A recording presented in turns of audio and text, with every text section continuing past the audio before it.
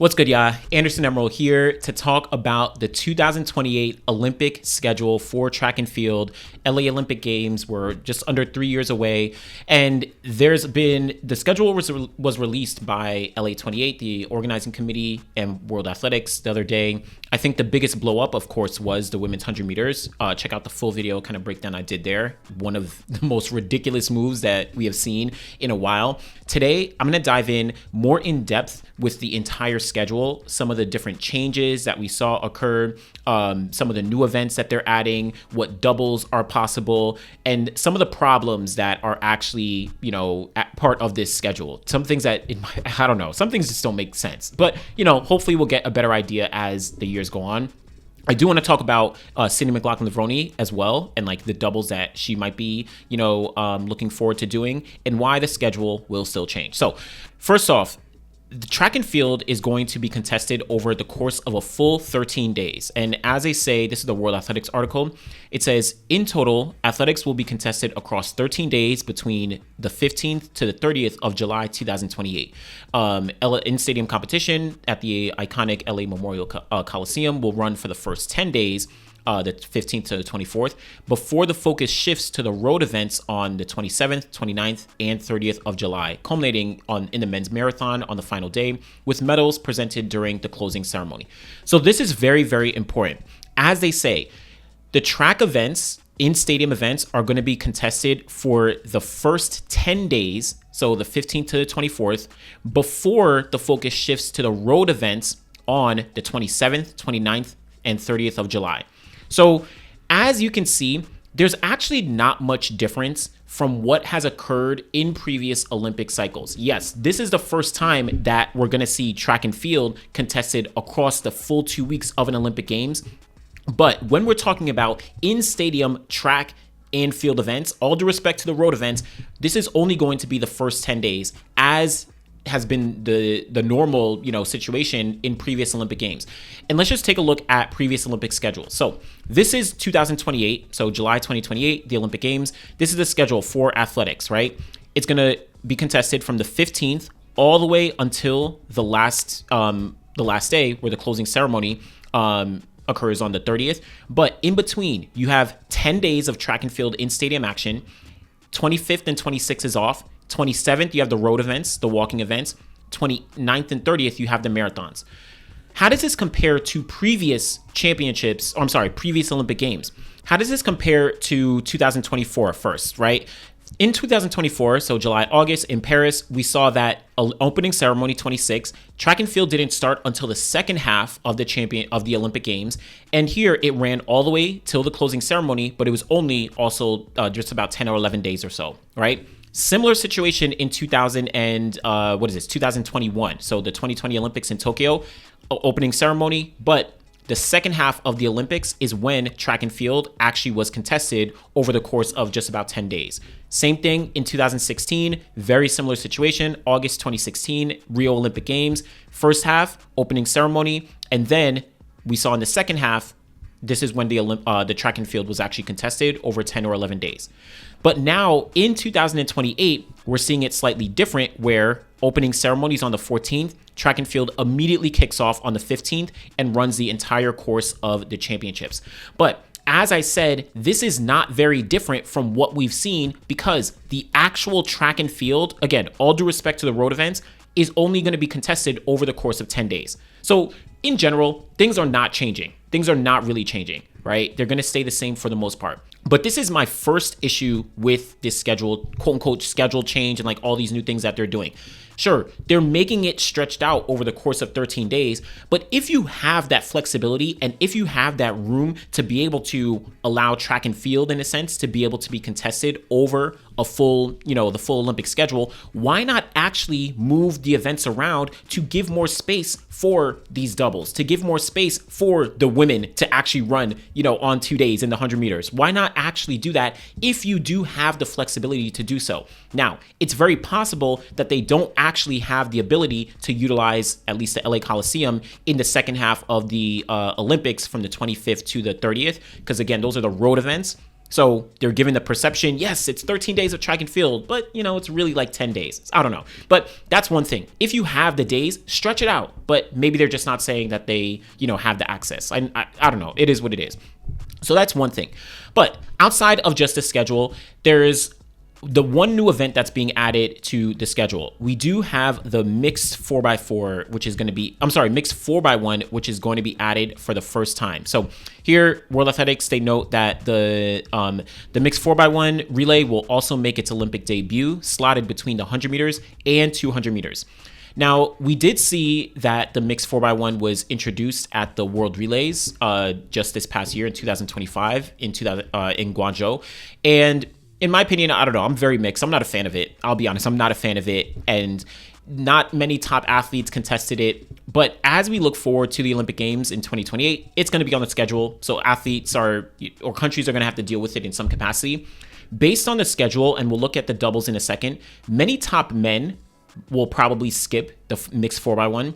But many top women actually might run on that 4x1. And we'll talk about the double schedule in a second. So this is the only new event. I don't know. Do you like it? Do you don't? I don't know. I'm not a fan of it, but we'll see how it actually does play out. So all that aside, what are some of the doubles that are now possible or are not possible when we're looking at this 2028 Olympic schedule? This, I think, is the big question that most people have, because we know all the individual events are there, but there's some big names in the sport that we want to see actually execute and perform when it comes to doubles. Many athletes don't get the chance to contest doubles because notoriously over the past couple years, the schedule has not been favorable, especially to like 200, 400 athletes. Like it just doesn't work out. So of course, I'm talking about the sprints today. I'm going to talk about the 100, 200, 400, the hurdles. I'll talk about the jumps in a second as well. Check out Citius Mag. Chris Chavez put up an article kind of breaking down possible double for Jakob Ingebrigtsen on the distance side, but I'm going to talk about the sprints today. First off, some possible doubles. Men's 100, 200 double, always possible, and it's going to be very possible here. As you can see on the schedule, you have the 100-meter prelims, so I just made that small because that's like the tiny countries. 100-meter heats on the 15th. You have the 100-meter semis and the final on the 16th. After that, on the 17th is when you have the mixed 4x1 heats and the final. So this is why I say many of the men probably won't be dealing with the mixed 4x1, because if you're doubling in the 100 and the 200, you're probably going to be like, nah, I'm not. The day after my 100-meter final, I'm going to go and run the mixed 4x1 heats and maybe final. And then the day after, I'm going to go over to the rounds of the 200. And then I'm going to go after to the 4x1, the actual 4x1. Nah, most of the men, the top men, are going to skip out on this, in my opinion. Maybe the guys who are like not doubling, but I don't know. I think most of the guys are just going to skip out on this and focus in on the actual men's 4x1. Now, for the 200 double, the 100-200 double, note that between the 100-meter final and the 200-meter heats, they have just one day in between, the 17th of July. All right, so double is very much possible, but I am very skeptical if we'll see the men contesting the mixed 4x1, the top men, right? So we'll see how that does play out. What about the women, though? How does the women's 100-200 double actually look? Well, this is a struggle. As I said, check out that full video. This is this makes no sense. 100-meter heats, semis, and finals all on the same day. So many problems with it. Makes no sense. This schedule is going to change. We'll talk about that in a second. But I don't know. Let me not say the good thing, but the one thing that is at least favorable to a degree is after the 100-meter final, the women have a day off, and then you have the mixed 4x1 heats and finals on the 17th, and then they have another day off, and then the 200-meter heats start. So this is why I say you might see a few more women actually contesting the mixed 4x1 at the Olympic Games, because they have a little bit more buffer time between the actual 100 meters, the mixed 4x1, and then the 200 meters, and then of course the 4x1, the actual 4x1 at the end of the Olympic Games. So there's a little more buffer, especially compared to last year. If y'all remember, last year at the Olympics in Paris, Julian Alfred ran the 100-meter final and then literally had to wake up less than 24 hours the next day to run the 200-meter heats. Like, this is why the Olympics be making no sense sometimes, but it is what it is. So, this is where we may see some women.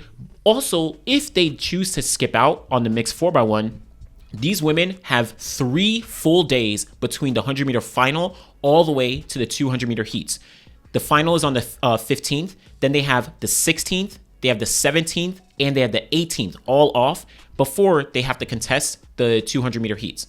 So this at least is favorable for the women if they're contesting a double. But at the top end, this is so ridiculous. So yes, it sucks that they have the 3 rounds in one day, but I guess there's the positive aspect that they get a lot of rest time, between the 200-meter heats. I don't know, but that is the women's 100, 200 double. That I think, at least on the surface, is pretty favorable, and you could probably see a few top women competing in the mixed 4x1. We'll see how that actually does play out. The other one that is also very favorable and possible is the women's 200, 400 double. Not very favorable, but it's possible. This is the outline here. So the 400-meter heats on the first day, on the 15th. Now, the mixed 4x4 is on the 16th, so you may or may not see some athletes compete there. You do have a day off, quote-unquote day off, for the top athletes, where the repechage round occurs on the 17th, but top athletes, likely won't have to do that. The semifinals of the 400 is on the 18th, so between the heats and the semifinals, they have 2 full days off. And then you have the 400-meter finals on the 20th. In between there, that's where we get the 200-meter heats on the 19th. And then the 200-meter semis and the finals on the 21st and 22nd, and then you got the 4x4. So essentially what I'm saying here is that there's no overlap. There's no sessions or days where the 200 and the 400 have to be contested. So that, in theory, is relatively favorable for athletes if they want to attack a 400, 200 double. We'll talk about Sydney McLaughlin-Levrone in a second. It is favorable to a degree, but it's not perfect. I still think we may underestimate how challenging it is for any athlete to actually do a double, specifically a 400, 200 double, that requires them to run different rounds in between, the events that they're actually contesting. So here you'd have to do 400-meter semis, then the next day 200-meter heats, and then the next day you'd have to do the 400-meter finals. So it's a little tricky to navigate for some athletes. One example is Sha'carri Miller in 2021. She actually attempted the 200, 400 double, and she had the 400-meter heats on the morning of the 200-meter final, which happened that same evening. She wasn't really able to execute in the 200-meter final, and she kind of just jogged it in because she was really, really laboring. I think she was dealing with a little injury. Just to bring up the schedule from 2021 in Tokyo, you can see that on day 5, you had the 400-meter heats for the women on the morning session, and then you had the 200-meter final in the evening session. Sorry about that. You had the 200-meter final in the evening session. So Sha'carri Miller actually did contest this. And you can see, I'm going to bring up her profile here. In 2021, she contested the 200 meters. She ran all the rounds. And then she had to run the 400-meter heats, on the morning. And then she ran the 200-meter final. In this final, she just jogged it in. She ran 24 seconds because it was I can't. It's too much. I know she was dealing with a little bit injury, but she went on to win gold in the 400 after that. But the point is, it's not easy for any athlete to contest a double that requires rounds interwoven between each other, even if they're not on the same day. So that's something that, to think about, where, we'll talk about Sydney in a second. But overall, women's 200, 400 double is possible. What doubles are not possible? 200, 400 double for the men. Here, you have the 400-meter heats on the 17th. The next day, 200-meter heats. The next day, 2 days later, you have the 400-meter semifinals, and you have the 200-meter semifinals, both during the evening session. So that's literally just not possible. Then you have the 200-meter finals, and then the 400-meter finals. And then, of course, the 4x4s and all that. So a 200, 400 double for the men is simply not possible. It is just not possible. And in my opinion, this is a big, big blunder, and this is a big, big loss. Why? Because you have certain athletes someone like a Jareem Richards. I can imagine Jareem Richards wanting to attempt a 400, 200 double. I can imagine someone like Alex Ogando wanting to attempt a 200, 400 double. Imagine Michael Norman gets healthy, right? He just moved down to Texas with Coach Flo. Maybe he gets things together, he gets healthy, and he's back in form to, contest a double. There's certain athletes on the men's side who would be contenders for a double, but the schedule just simply does not allow it. But the other double that's not possible, women's 400 and 400 meter hurdles. 400 meter heats on the 15th. A few days later, 3 days later, you have the 400 meter hurdle heats. Then That same day, but in the evening, you have the 400-meter hurdle semifinals. Then 2 days later, this is where it just all breaks down. The 20th, you have the 400-meter hurdle semifinals and the 400-meter finals on the 20th. Like, it's just not possible. It's just not possible. Then you have the 400-meter hurdle finals on the 22nd, and then you got the 4x4s. This is where Sydney McLaughlin-Levrone comes in, which I'll dive into in a second, but it's just not possible. Like, this double for literally the athlete who people are asking for to potentially double, it's just not possible. And this is where another one of the problems with the schedule does come into play, and that's the repechage rounds. In my opinion, the repechage rounds are obviously an addition, and it's great that you get athletes another chance, but it's essentially crowding up the schedule, because just in this example, let's use the women's 400 and 400 hurdles. If we didn't have these repechage rounds here, right? Just imagine we don't have these repechage rounds here, then that allows for another day. Let's say you move this to the 17th. Let's say you move this now to the 19th. You make it a little more easier where, okay, all of a sudden a 400-meter, 400 hurdle double is actually possible. There's no overlapping, and you get, certain days in between, right? You can be a little more flexible. Even on the men's side, where on the men's 200, 400 side, let's say you remove these repechage rounds, right? You got 2 repechage rounds on the 19th, I'm sorry. Now, what if you move these 400-meter semifinals to the 19th? Now, all of a sudden, you have no overlap, right? So that's why I say the repechage rounds is causing the schedule to be a little more packed out. And as I said at the top, if they had a full 13 days to play with, why is it that we're spending, just the 10 days on the actual schedule? Why can't we actually stretch this out to move things to the 25th? Instead of having to end things on the 24th or move things to the 26th. So now we can allow more space in the schedule for athletes to potentially double. And again, we're talking about top athletes, a Gabby Thomas, a Sydney McLaughlin-Levrone, a Michael Norman, whoever else. Obviously, these are hypothetical, but like some of these top athletes want to potentially double. So I don't know. There's some blunders in the schedule, but that's what we're working with when it comes to some of the doubles that are possible in track and field and some of them that are not possible. But just the last one I do want to highlight are just the jumps. Also, I don't know what they did strange here. The women's long and triple jump, perfectly fine. You got the triple jump qualifying and final on the 15th and the 17th. You got the long jump qualifying and final on the 19th, 22nd. Easy peasy, cool, perfect.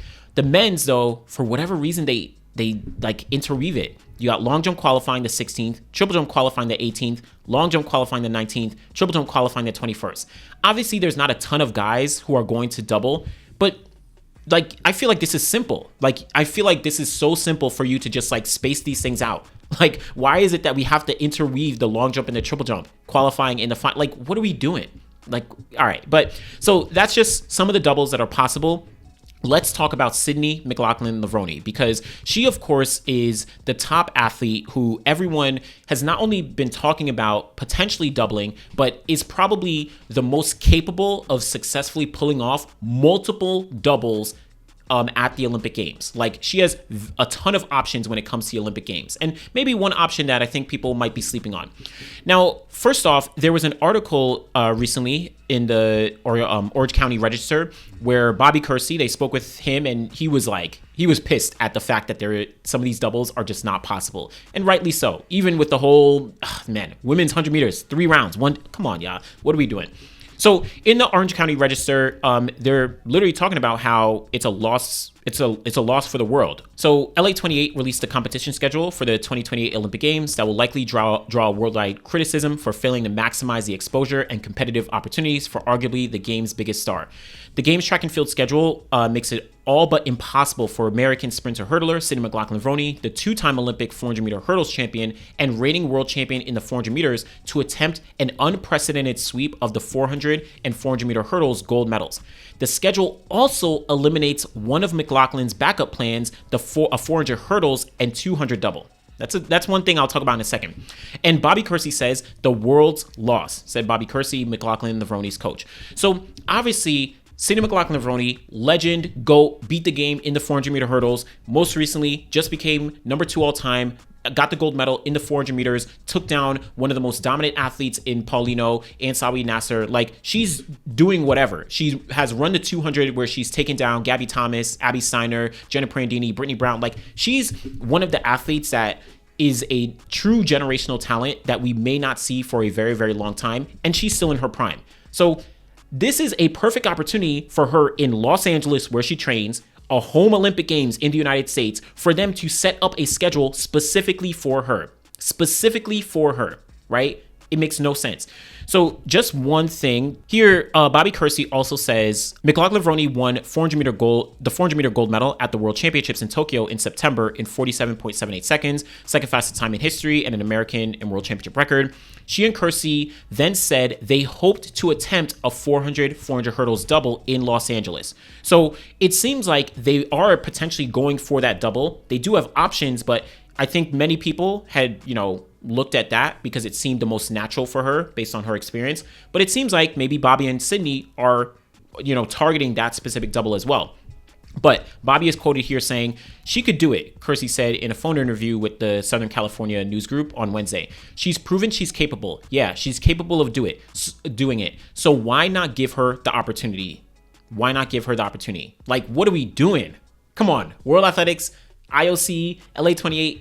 This is your star. Sydney McLaughlin-Levrone is literally your star. Obviously, you have tons of other athletes between Gabby Thomas, Tara Davis-Woodhall, Noah Lyles, Sha'carri Richardson. You know that NBC and everybody is going to be all on these certain athletes, but Sydney is like that star where you could be so flexible with, her opportunities, for her competing on the track, and like not even the one, like multiple that we know. Like, y'all not giving her the opportunity? Come on, y'all.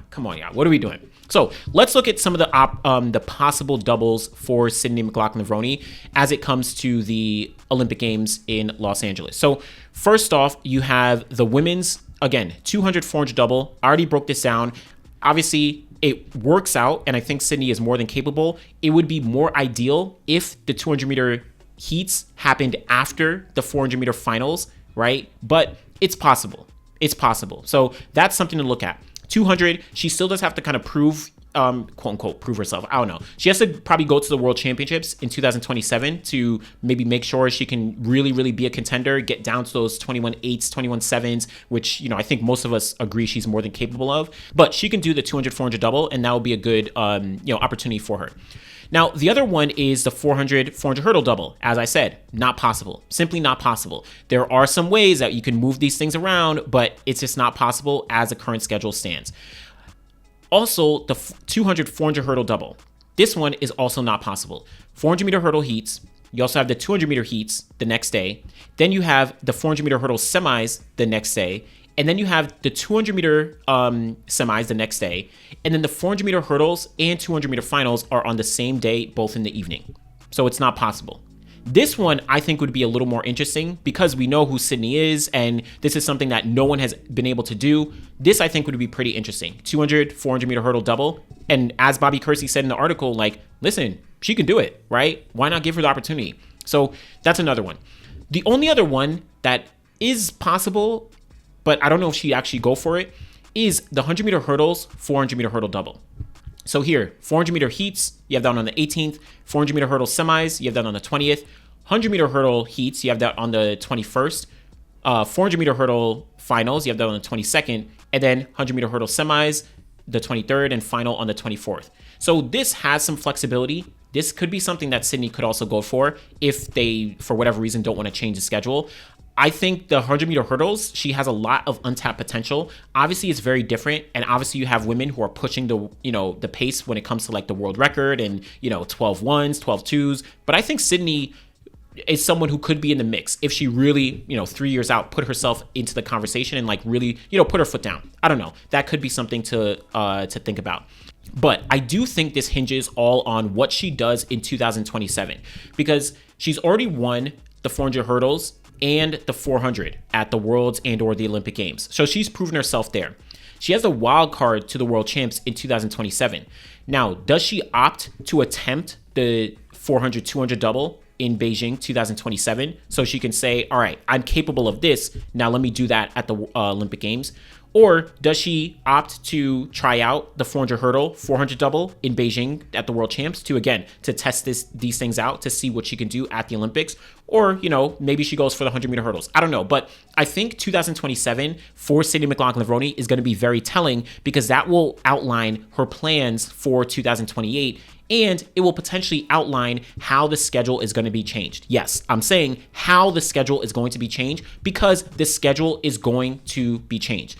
If we look back through history, 1996 Olympic Games, Michael Johnson, he was going for the 400, or he wanted to do the 400-200 double, and the only blocker as part of that double was the schedule.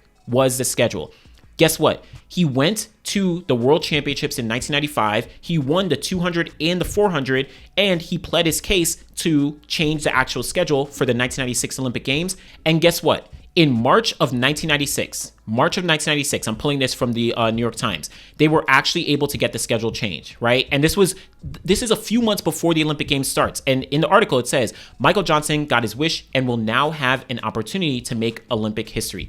For months, Johnson, the world champion at 200 and 400 meters, had been campaigning to have the two events separated at the Atlanta Summer Games. I'm just going to skip forward.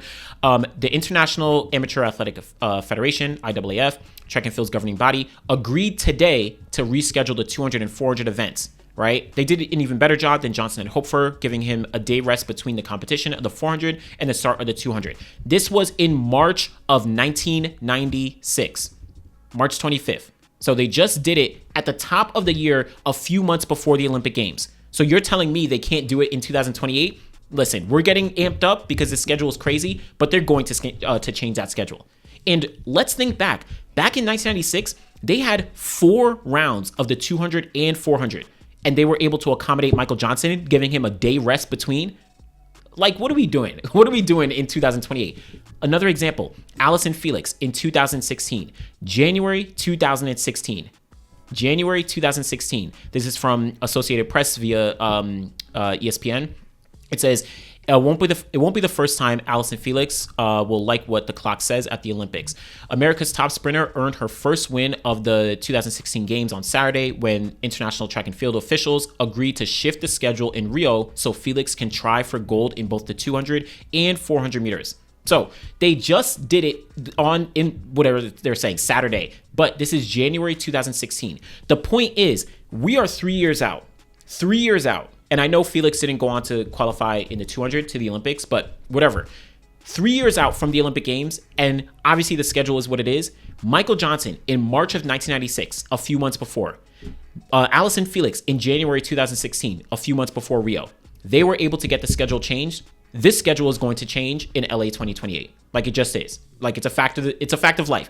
And I think that we should, whether that's fans, that's media, that's, whoever, put pressure, like continue to, voice opinions and different things like that. Athletes, agents, coaches, like voice opinions, because the more that, we do, the more likely that the schedule is going to change. We might see the schedule change a trillion times between now and 2028, but I think I can confidently say that this schedule is going to change at some point. Especially that women's 100 meters is crazy. It's crazy. But overall, this went way longer than I expected. Just to close things out, the Olympic schedule is now going to be 13 days of track and field. Obviously, 10 days is going to be in-stadium track and field, but then there's going to be 3 extra days at the end where they'll be doing the road events, both the walks and the marathon. As I said, the women's 100 meters is 3 rounds on one day. Really, really crazy.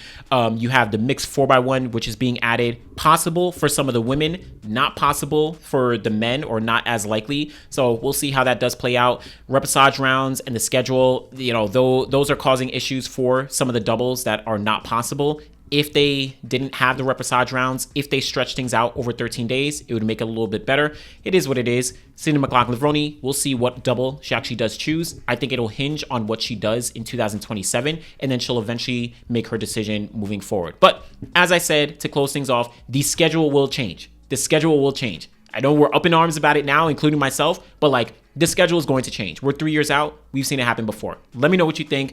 Always appreciate y'all. Be sure to like the video, subscribe to the channel. Thanks for watching.